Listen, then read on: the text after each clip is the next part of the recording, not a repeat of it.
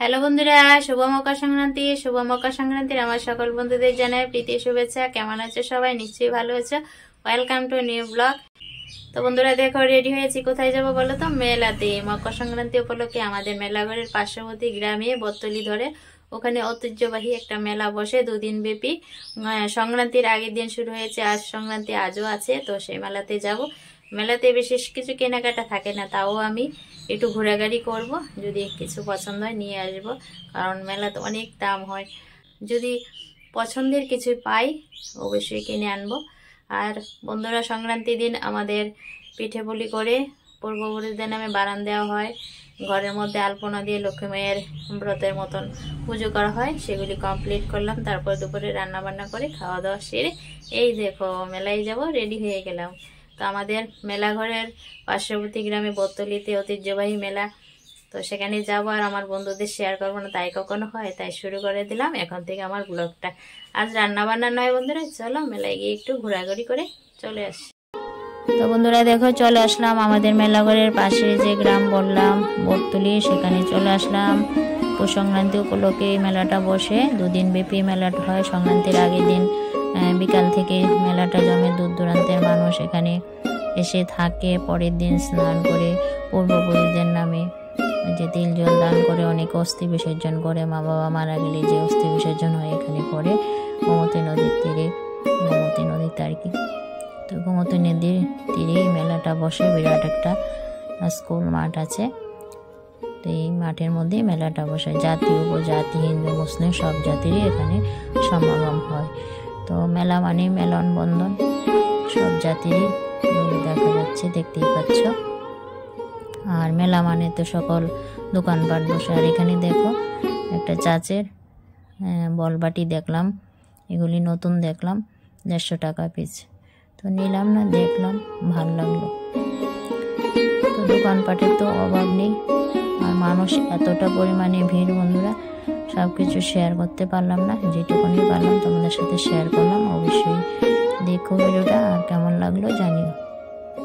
তো মেলাতে আসলাম বলে তোমাদের সাথে একটু শেয়ার করলাম। তো আমি 2-1টা জিনিস নিয়েছি, বেশি কিছু নেইনি। দেখো ফুলের দোকানও কত ভিড় এখানে। শাখা, এই যে হাতের শাখা, মানে পূজার শঙ্খ, বাচ্চাদের খেলনা সব কিছু উঠেছে। আর কাঠের জিনিসের জন্য এই মেলাটা ভীষণই ঐতিহ্য। দেখো সব ধরনের কাঠের জিনিস এখানে উঠেছে, দেখতেই পাচ্ছ। কি দোকান নেই, সব দোকানে উঠেছে। দূর দূরান্তের প্রান্ত থেকে দোকানিরা এখানে খসড়া সাজিয়ে বসে আছে।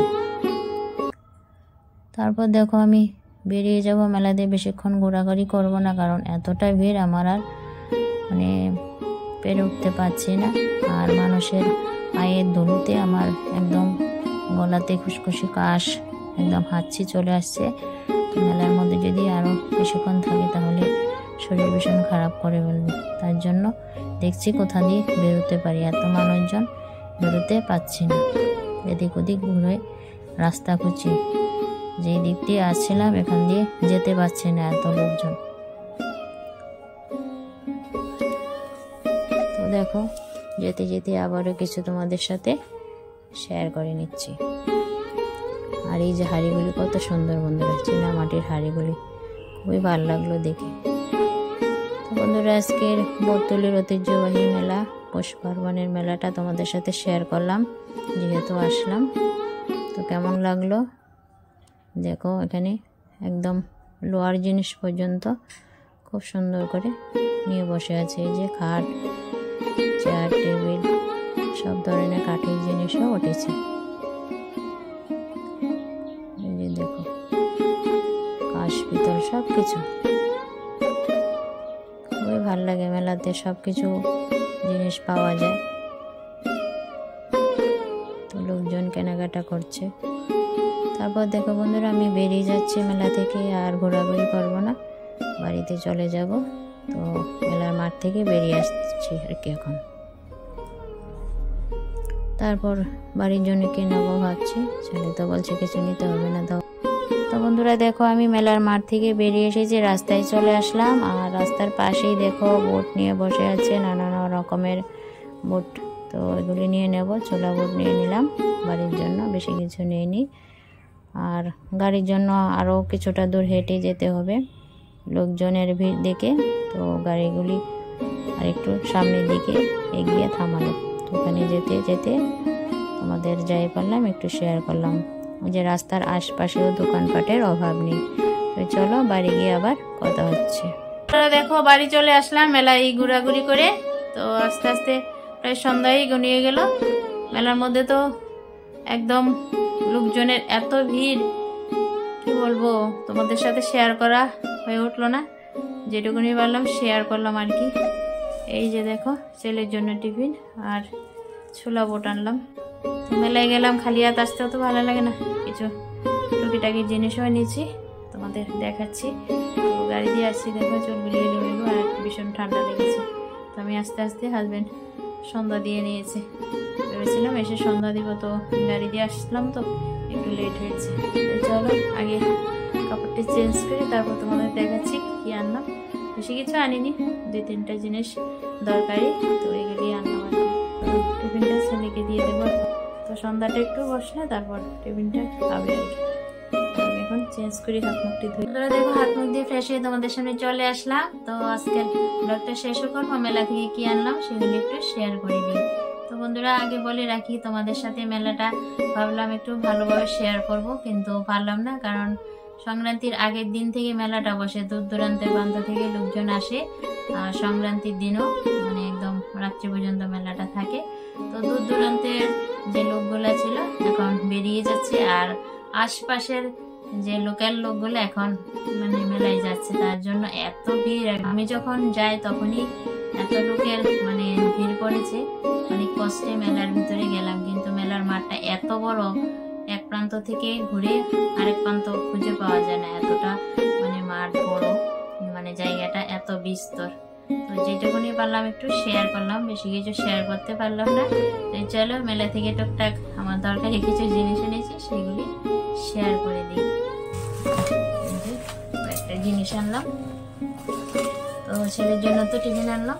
ছেলেকে জিজ্ঞাসা করে গেলাম কি আনতে, কিছুই আনতে হবে না, ঘরে পিঠাপুলি আছে, তো তাও নিয়ে আসলাম ছেলের জন্য টিফিন। আর এই যে ছোলা বুট, এখানে ছোলা বুট আনলাম, ছোট দুটো কটার মতন বাটি আনলাম ঠাকুর ঘরের জন্য, পুজোর তেল সিঁদুর এগুলি নেওয়ার জন্য, চন্দন পেস্ট করে নেওয়ার জন্য ছোট ছোট দুটো বাটি আনলাম।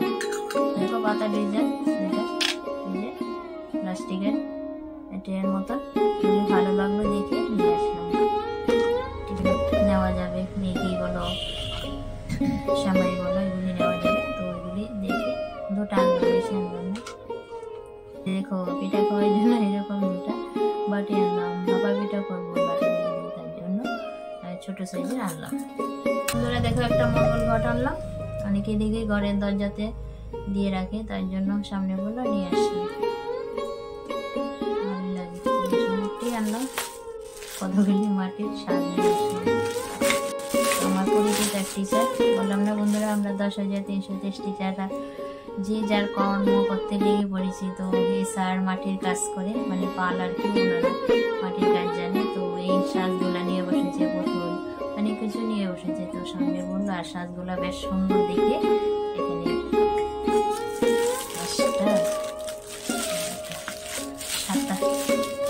এখানে 7টার মতো মাটির সাজ নিয়ে, খুব সুন্দর, বড় সাইজের ছোট আছে, বড় সাইজের দেখে দেখে আনলাম। শঙ্খ ফুলগুলা খুব সুন্দর, সাজগুলা দেখতে কেমন হয়েছে অবশ্যই জানি, খুব সুন্দর, সাইজে বড়, এগুলি আনলাম। এগুলি দিয়ে পিঠা ও সাজ তোলা যাবে, আবার নারকেলের নাড়ু সাজ তোলা যাবে, নারকেলের সন্দেশের সাজ তোলা যাবে, নারকেলের সন্দেশও করা যাবে, আবার অনেক পিঠা আছে না সাজ দিয়ে করা হয়, এগুলোও করা যাবে। আসলাম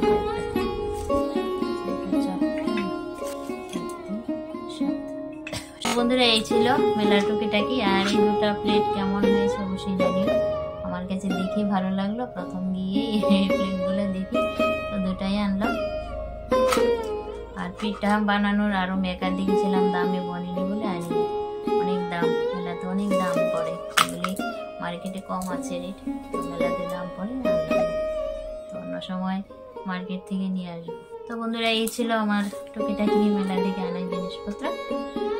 মেলাঘরের বোতলির ঐতিহ্যবাহী মেলা বন্ধুরা তোমাদের সাথে একটু শেয়ার করলাম। অবশ্যই জানিও কেমন লাগলো তোমাদের কাছে মেলাটা ঘোরাঘুরি করে যাই পারলাম একটু শেয়ার করলাম।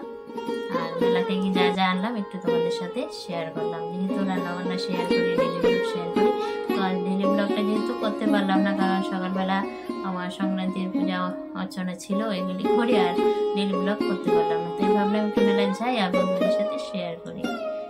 তো এই ছিল আজকের শেয়ারিং। তো বন্ধুরা নতুন একটা ভিডিওর সাথে আবারও আসবো, ততক্ষণ ভালো থেকো, সুস্থ থেকো আর এইভাবে পাশে থেকো বন্ধুরা। থ্যাংক ইউ সো মাচ বন্ধুরা, বাই।